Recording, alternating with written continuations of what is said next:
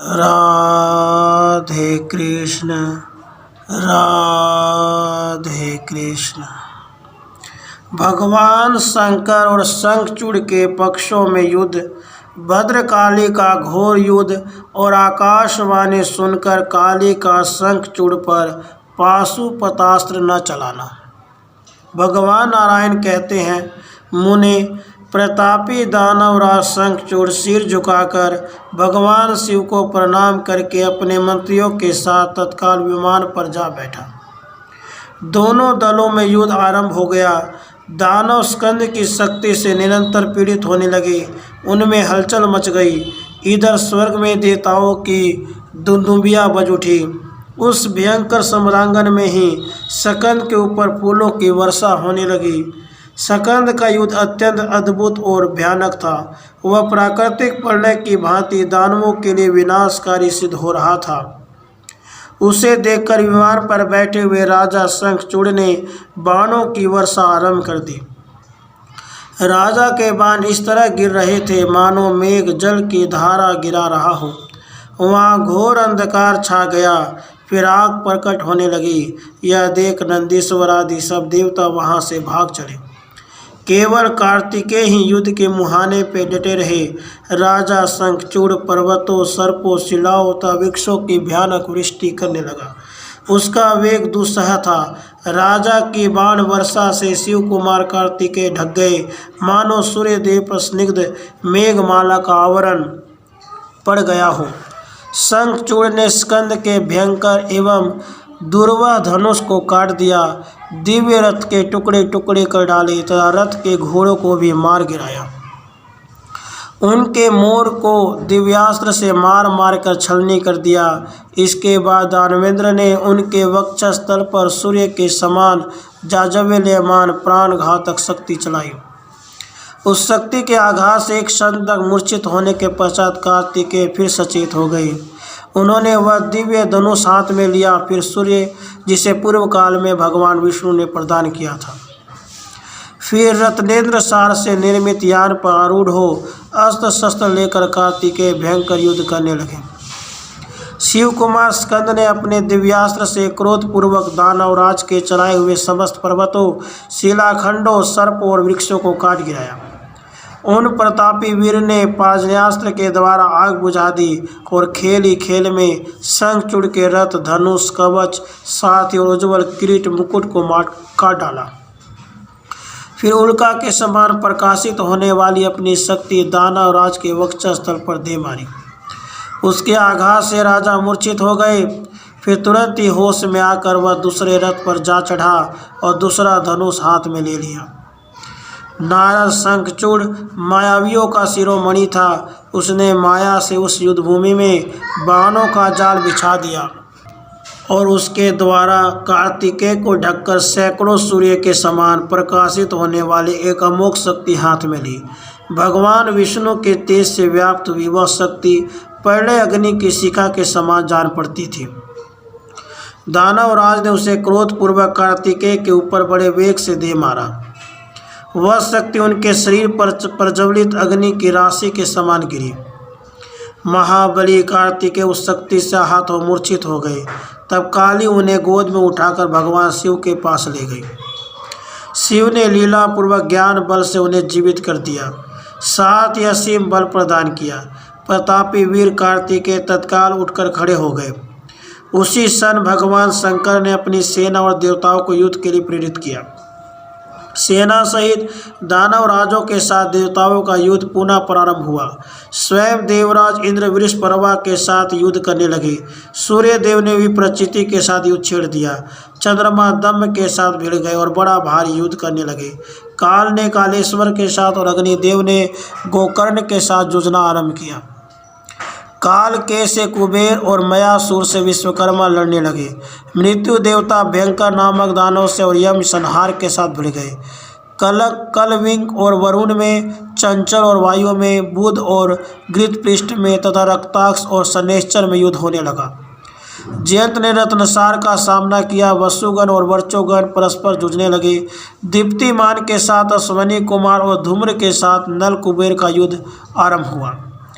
धर्म और धनुर्धर, मंगल और मंडूकाक्ष, शोभाकर और ईशान तथा पीठर और मनमत एक दूसरे का सामना करने लगे। उल्कामुख, धूम्र, खंगध्वज, कांचीमुख, पिंड, धूम्र, नंदी, विष और पलाश, इन सब के साथ आदित्यगण घोर युद्ध करने लगे। 11 महारुद्रगण 11 भयंकर दानवों के साथ भिड़ गए। उग्रदंडा आदि और महामारी में युद्ध होने लगा। नंदीश्वर आदि समस्त रुद्रगण दानव गणों के साथ युद्ध लड़ने लगे। वह महान युद्ध प्रलय काल के समान भयंकर जान पड़ता था। उस समय भगवान शंकर काली और पुत्र के साथ वट वृक्ष के नीचे ठहरे हुए थे। मुने से समस्त सैन्य समुदाय निरंतर युद्ध में तत्पर थे।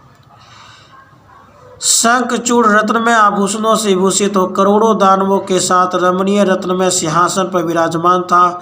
उस युद्ध में भगवान शंकर के समस्त योद्धा पराजित हो गए। समस्त देवता शत विशत भय के मारे भाग चले। यह देख भगवान स्कंद को बड़ा क्रोध हुआ। उन्होंने देवताओं को अभय दान दिया और अपने तेज से आत्मीय गणों का बल बढ़ाया। वे स्वयं भी दानव गणों के साथ युद्ध करने लगे। उन्होंने सम्रांगण में दानवों की 100 अक्षौहिणी सेना का संहार कर डाला। कमल लोचना काली ने कुपित हो खप्पर गिराना आरंभ किया। वे दानवों के 100 खप्पर खून एक साथ पी जाती थी। लाखों हाथी और घोड़ों को एक ही हाथ से समेट कर लीलापूर्वक लील कर जाती थी। सुने मुने, समर भूमि में सहस्रों कबंध बिना सिर के धड़ नृत्य करने लगे। स्कंद के बाण समूहों से शत विशत हुए। महान बल पराक्रम से संपन्न सभी दानव भय के मारे भाग गए। वृषपर्वा, विप्रचिति, दम और विकंकन ये सब बारी बारी से स्कंद के साथ युद्ध करने लगे। अब काली ने सम्रांगण में प्रवेश किया। भगवान शिव कार्तिकेय की रक्षा करने लगे। नंदीश्वर आदि वीर काली के ही पीछे पीछे गए। समस्त देवता, गंधर्व, यक्ष, राक्षस, किन्नर, बहुत से राज्य भांड और करोड़ों मेघ भी उन्हीं के साथ थे। संग्राम में पहुंचकर काली ने सिंहनाद किया। देवी के उस सिंहनाद से दानव मूर्छित हो गए। काली ने बारंबार दैत्यों के लिए अमंगल सूचक अट्टहास किया। युद्ध के मुहाने पर हर्षपूर्वक मधु पीने और नृत्य करने लगी। उग्र द्रष्टा, उग्र चंडा और कोटरी भी मधुपान करने लगी। योगिनियों और डाकिनियों के गण तथा देवगण आदि भी इस कार्य में योग देने लगे। काली को उपस्थित देख शंखचूड़ तुरंत रणभूमि में आ पहुंचा। दानव डरे हुए थे। दानव राज ने उन सबको अभय दान दिया। काली ने पर्णग्नि की शिखा के समान अग्नि फेंकना आरंभ किया, परंतु राजा शंखचूड़ ने पांचन्यास्त्र के द्वारा उसे अवहेलनापूर्वक बुझा दिया। तब काली ने तीव्र एवं परम अद्भुत वारुणास्त्र चलाया, परंतु दानवेंद्र ने गांधवास्त्र चलाकर खेल खेल में उसे काट डाला। उसके बाद काली ने अग्नि शिखा के समान तेजस्वी माहेश्वरास्त्र का प्रयोग किया, किंतु राजा शंखचूड़ ने विष्णास्त्र का प्रयोग करके उस अस्त्र को अवहेलनापूर्वक शीघ्र शांत कर दिया। तब देवी ने मंत्रोच्चारण पूर्वक नारायणास्त्र चलाया। उसे देखते ही राजा रथ से उतर पड़ा और उस नारायणास्त्र को प्रणाम करने लगा। शंखचूड़ ने दंड की भांति भूमि पर पड़कर भक्ति भाव से नारायणास्त्र को साष्टांग प्रणाम किया। तब पर्णग्नि की शिखा के समान तेजस्वी वस्त्र ऊपर को चला गया। उसके बाद काली ने मंत्र के साथ यत्नपूर्वक ब्रह्मास्त्र चलाया, किंतु महाराज शंखचूड़ ने अपने ब्रह्मास्त्र से उसे शांत कर दिया। फिर तो देवी ने मंत्रोच्चारण पूर्वक बड़े बड़े दिव्यास्त्र चलाए, परंतु राजा ने अपने दिव्यास्त्रों से उन सबको शांत कर दिया। इसके बाद देवी ने बड़े यत्न से शक्ति का प्रहार किया, जो एक योजन लंबी थी, परंतु दानवराज ने अपने तीखे अस्त्रों के समूह से उसके 100 टुकड़े कर डाले। तब देवी ने मंत्रोच्चारण पूर्वक पाशुपत अस्त्र को हाथ में उठा लिया और उसे चलाना ही चाहती थी कि उन्हें मना करती हुई यह स्पष्ट आकाशवाणी हुई, यह राजा एक महान पुरुष है। इसकी मृत्यु पाशुपत अस्त्र से कदापि नहीं होगी जब तक यह अपने गले में भगवान श्रीहरि के मंत्र का कवच धारण किए रहेगा, और जब तक इसकी पतिव्रता पत्नी अपने अस्तित्व की रक्षा करती रहेगी, तब तक इसके समीप जरा और मृत्यु अपना कुछ भी प्रभाव नहीं डाल सकती। यह ब्रह्मा का वर है। इस आकाशवाणी को सुनकर भगवती भद्रकाली ने शस्त्र चलाना बंद कर दिया। अब वे सुधातुर होकर करोड़ों दानवों को लीलापूर्वक निगलने लगे। भयंकर वेश वाली वे देवी शंखचूड़ को खा जाने के लिए बड़े वेग से उसकी ओर झपटी। तब दानव ने अपने अत्यंत तेजस्वी दिव्यास्त्र से उन्हें रोक दिया। भद्रकाली अपने योगिनियों के साथ भांति भांति से दैत्य दल का विनाश करने लगे। उन्होंने दानवराज शंखचूड़ को भी बड़ी चोट पहुंचाई, पर वे दानवराज का कुछ भी नहीं बिगाड़ सकी। तब वे भगवान शंकर के पास चली गई और उन्होंने आरंभ से लेकर अंत तक क्रम से युद्ध संबंधी सभी बातें भगवान शंकर को बतलाई। दानवों का विनाश सुनकर भगवान हंसने लगे। भद्रकाली ने यह भी कहा, अब ये रणभूमि में लगभग 1 लाख प्रधान दानव बचे हुए हैं। मैं उन्हें खा रही थी, उस समय जो मुख से निकल गए वही बच रहे हैं। फिर जब मैं संग्राम में दानवराज शंखचूड़ पर पाशुपतास्त्र छोड़ने को तैयार हुई और जब आकाशवाणी हुई कि यह राजा तुमसे अवध्य है, तब से महान ज्ञानी एवं असीम बल पराक्रम से संपन्न उस दानवराज ने मुझ पर अस्त्र छोड़ना बंद कर दिया। वह मेरे छोड़े हुए बाणों को काट भर देता था। राधे कृष्ण, राधे कृष्ण।